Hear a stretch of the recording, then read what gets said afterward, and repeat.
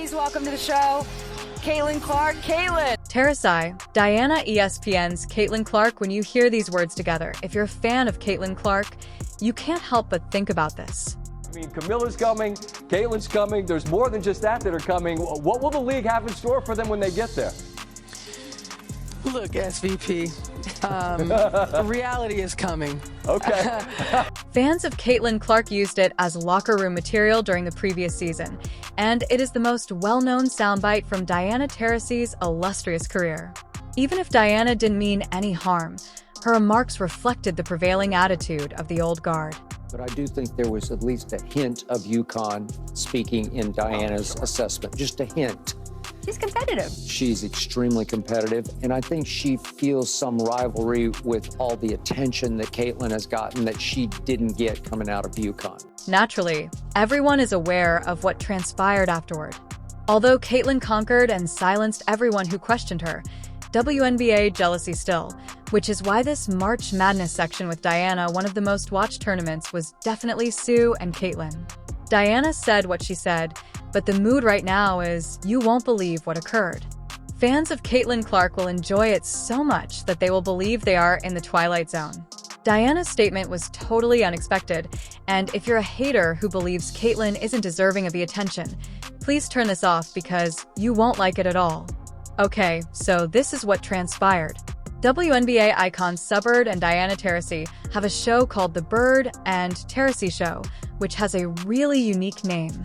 They had a sort of watch party during the NCAA championship between South Carolina and UConn. During the game, a relaxed, upbeat panel of former players provides comments. A little banter there, a little analysis here, not too serious, you guessed it. Who did they invite to participate in the discussion? Caitlin Clark. Are they going to get the ball up in time? Clark for the win!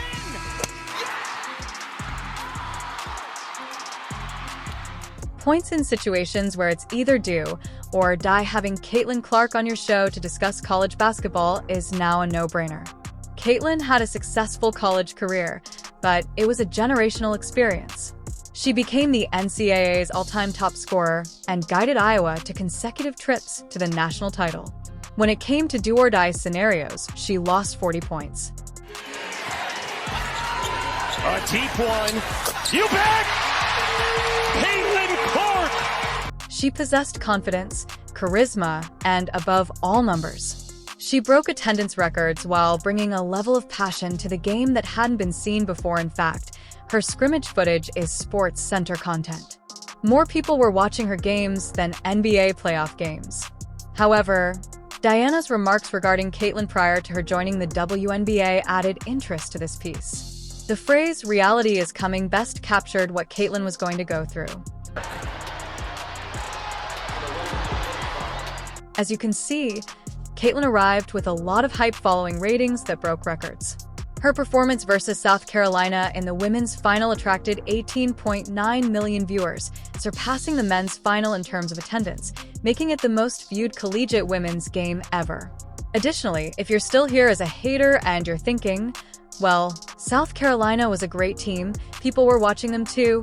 Yes, some were. However, based on this year's March Madness results, it's evident that the majority of viewers were interested in Caitlin. Although 8.5 million people watched this year's final, which is commendable, Caitlin playing for the same South Carolina squad garnered 10 million more views.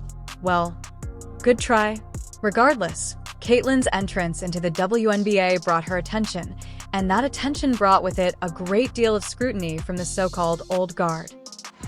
5 quick points here for Caitlin Clark, and Thomas just runs over Clark, and not going to get the benefit of the whistle that time. After working hard in a league that has frequently struggled for visibility, players and pundits watched as the cameras suddenly shifted on one youngster. To be honest, some of it seemed a lot like jealousy. The truth is, coming line went viral since there were rumors that she hadn't earned it yet and that the WNBA was the true test. It turned into a catchphrase for the Caitlin Clark controversy on both sides. Diana was supported by old-school supporters who claimed that she was simply being truthful and prepping Clark for the disparity in size, speed, and skill in the W. Supporters of Clark, however, saw it as patronizing and even contemptuous, particularly in light of the fact that Caitlin had recently altered the college hoops record books. Furthermore, that isn't entirely unjust. The W is a distinct animal. Caitlin acknowledges that she went through a transitional period early in life, but she didn't recoil. She sharpened and adjusted. Then she started crying uncontrollably. Wheeler finds Clark from the logo. Caitlin found her rhythm and confidence after the Olympic break, averaging 23 points per game and playing like a seasoned player with something to prove. She was leading a squad that was consistently a bottom feeder to the playoffs in addition to scoring goals. That is a game changer, not a coincidence. Over 40 games, she averaged 19.2 points, 5.7 rebounds, and a league-high 8.4 assists per game by the end of the season. She shattered the rookie scoring record with 769 points and set the WNBA single-season record for assists with 337. She also took the knocks, adjusted to the tempo, handled the pressure, and, in spite of what Cheryl Swoops believes, she dominated. She also made 122 three-pointers, the most of any rookie in WNBA history. Everyone was curious to see how this section with Diana and Caitlin unfolded in light of everything. Additionally, Diana addressed the elephant in the room quickly. Thank you. And congrats. Now, unfortunately, reality is coming to me now. Despite being lighthearted, this had a deeper and more profound effect than you may imagine. In doing so, she effectively acknowledged that I was wrong to doubt you. Additionally, she did not have to eat crow on national television. Although it's obvious that Caitlin is enjoying herself, this is important.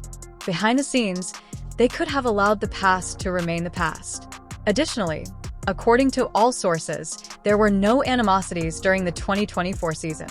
Caitlin has always respected the old guard, and Diana was one of the first players she watched as a child. Some people may feel a little too much if you understand what I mean. But WNBA haters should pay special attention to Diana's admission because it is a warning. It's time to honor Caitlin. Just under 8 minutes to play. Clark finds some space and hits a three. Just wait to hear the further clips from this interview that I have coming soon. The entire situation is refreshing and should indicate that the league is improving. There is no denying the opportunity she is giving the league, since WNBA clubs are transferring their games against the Fever to NBA venues and networks are broadcasting 40, one of her 44 games nationwide. It appears that the old guard's public acclaim is finally becoming the standard. Those who took their time putting down the red carpet are now doing so with a gold-stitched welcome to the club. Games to get used to. They're speaking to Caitlin as though she is a veterinarian already. And that makes perfect sense because she is now the one establishing the standards rather than merely being the face of the next generation. Caitlin is a leader in the locker room and off the court. Recall that Diana's main criticism in the beginning was that Caitlin was competing against college students and that the WNBA would be different because she would be up against adult women. She confronted them and defeated them. One might make a compelling argument that Caitlin Clark was the league's top player in the closing minutes. Now that year 2 is approaching, everyone is anticipating great things, and Caitlin is thrilled about what lies ahead. Caitlin, how excited are you for this next WNBA season? New head coach and Stephanie White. You're adding Natasha Howard, who Sue knows really well, DeWanna Bonner, which I know really well, Sophie Cunningham. Like, when you see that and you see those names come in, what does that make you feel like? Just that clip demonstrates the type of excitement that is building. Caitlin is aware that this team has the potential to be dangerous with more time and expertise. Sydney Cusson, another veteran guard who left the previous back-to-back champion Aces to play for the Fever, claimed that at the close of the previous season, Indiana was the team that no one wanted to play. That is enormous, and it is accurate. The Fever worked things out, and their offensive sets became more precise. They became more adept at communicating defensively, and more significantly, they thought they might prevail. The Indiana Fever made its first postseason participation since 2016 after improving from a dismal 13-27 record in 2023 to a 2020 record in 2024 under Clark's direction. They have since increased their weaponry. Finds Bonner. Bonner outside. Bonner on the crossover. Bonner moving to her right. High arching three on the way. DB cashes in from deep. Cunningham is starting to cook. Cunningham three is good. Cunningham from the Bonner, Dana Howard, Natasha Cunningham, Sophie, all of the battle-tested veterans have joined the celebration, and Stephanie White has received a significant coaching boost behind the scenes. This might have been the most significant change the Fever front office made. Caitlin herself has said that the group has changed. It has been redesigned. It will take some time to get used to, but the learning curve is much lower now that they have the championship DNA. Yes, the entire story about the Fever having locker room problems is a complete fabrication. Where did it originate?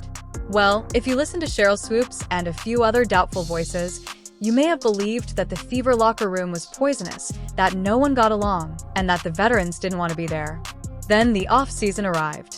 Leading veterans with rings and alternatives decided to visit Indiana. If there are issues with the locker room, that doesn't occur. That occurs when something genuine is creating a culture, a mood, or a vision that gamers wish to join. Caitlin put an end to that story right away, just in case there was any question. That goes beyond a simple clapback.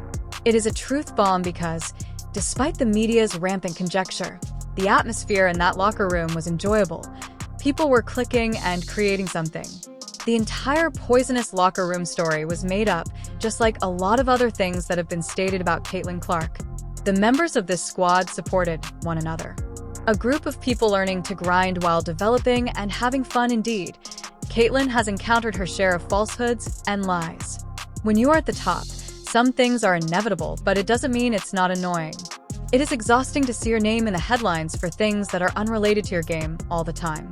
Having others doubt your leadership, relationships, and character is exhausting. But Caitlin's handling of it is novel and, to be honest, somewhat aristocratic. She is not a spiral. She doesn't respond on social media. She simply never stops turning up, hooping, and winning. That level of poise is uncommon. She is a true leader in part because of it. Not only does he or she lead in assists and points, but he or she also sets an example by leading with poise under duress. Hey, you be studying my arms? Yeah, I do. Very nice. Diana and Sue then delved into Caitlin's off-season training. It's no secret that Caitlin has increased her level of fitness, but when asked about her now viral muscle flex on the sidelines of the Iowa versus Ohio State game, she didn't use it to criticize anyone. Instead, she used it to demonstrate how much stronger she has become both mentally and physically. This isn't the first time Caitlin Schwarzenegger has worked out and consumed muscle milk. Following the Kennedy Carter incident, Clark put on real muscle, not figuratively, but literally 2 pounds of lean muscle in a month. She returned from that Olympic break not only more self-assured, but also more resilient and unbreakable. Her efficiency in scoring increased. She completed the contact more effectively. Rather than avoiding the physicality, she embraced it. That flex was a mission statement. She's here, she's built for this, and she's only getting better rather than merely a viral moment.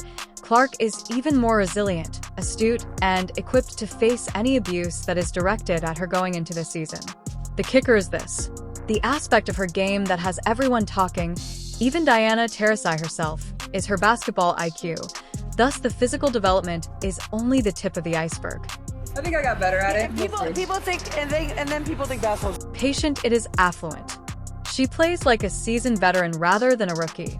Commentators will tell you that she always makes the proper play. However, in reality, she frequently performs the best plays that nobody else sees. Her arm's gonna fall off. Brian Howard, shoot till your arm falls off. Clark bounces, busting the spin in the finish. The offense is woken up for Indy. Caitlin's mind is always one step ahead, whether she's threading a pass between opponents or pulling the defense just enough to make room for a shooter. This accolade is well-earned because Clark's basketball acumen was demonstrated in her on-court decision-making. Together with her IQ, range, vision, and now improved frame, she's not just a talented player, she's a nightmare to defend. The league is aware of it. Taurasi is aware of it. And they're finally acknowledging it aloud in light of this recent surge of public acclaim. This was a welcome part that demonstrated that Caitlin Clark is not only accepted by the establishment, she is revered. At least for some of the legends, the song has entirely changed since last year. What began as prudence and critique has now evolved into appreciation. The legends and veterans witness it, and they're stating it aloud. She arrived, demonstrated herself, and now the rest of the league is facing reality. Caitlin Clark is not merely present. She is altering the rules.